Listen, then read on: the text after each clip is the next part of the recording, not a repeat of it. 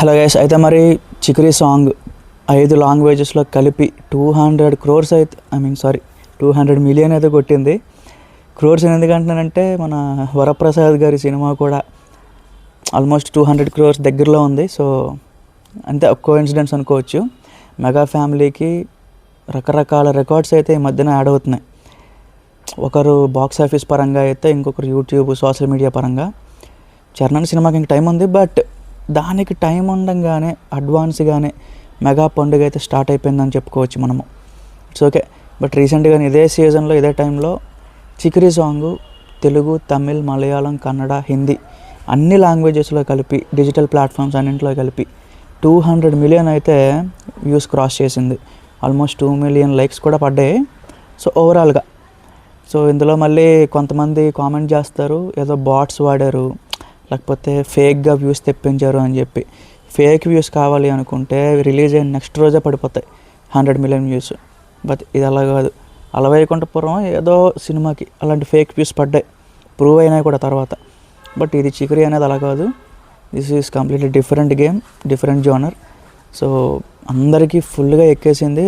And ఇంకో విషయం కూడా ఏంటంటే, ఏఆర్ రెహమాన్ గారికి మళ్ళీ ఒక కంబ్యాక్ ఇచ్చిన ఫిల్మ్ ఇది. సో అంతే, చాలా విషయాలు ఉన్నాయి గైస్. ఈ మధ్యన నేను కూడా విన్నాను, ఆల్మోస్ట్ కొన్ని దగ్గర సోర్సెస్లో కూడా చూసా. పెద్ద క్లైమాక్స్ చూసి చాలామంది టెక్నీషియన్లు ఆశ్చర్యపోయారని చెప్పి. సో అందులో రామ్ చరణ్ గారి నటన చూసి నిజంగా ఫిదా అయ్యారని చెప్పి. చరణ్ గారి ఇంట్లో మళ్ళీ ఒక సెల్ఫ్ మొత్తం అవార్డులతో నిండిపోతుంది అని చెప్పి, నిండిపోతుంది అని చెప్పి. రంగస్థలానికి ఎలాంటి సైమా, నంది ఇవన్నీ వచ్చినాయో సేమ్ ఇక్కడ కూడా పడతాయి అని చెప్పి చాలామంది కాన్ఫిడెంట్గా అయితే ఉన్నారు. ఈవెన్ అది మేబీ వాళ్ళ టెక్నీషియన్స్ కాబట్టి వాళ్ళకు పర్స్పెక్టివ్ ఉంటుంది, వాళ్ళు అలా చెప్పడంలో తప్పులేదు.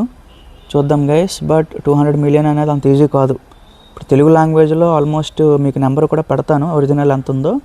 అది కూడా చాలా ఫాస్ట్గా వెళ్తుంది. చూద్దాం, చాలా పెద్ద నెంబర్ అయితే లోడ్ అవుతుంది.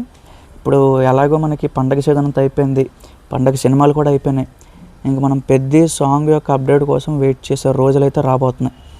మేబీ గైస్ January 26 లేకపోతే 25 ఈ మంత్ ఎండ్ కల్లా ఇంకో సాంగ్ అయితే పడిపోద్ది, అది పక్క.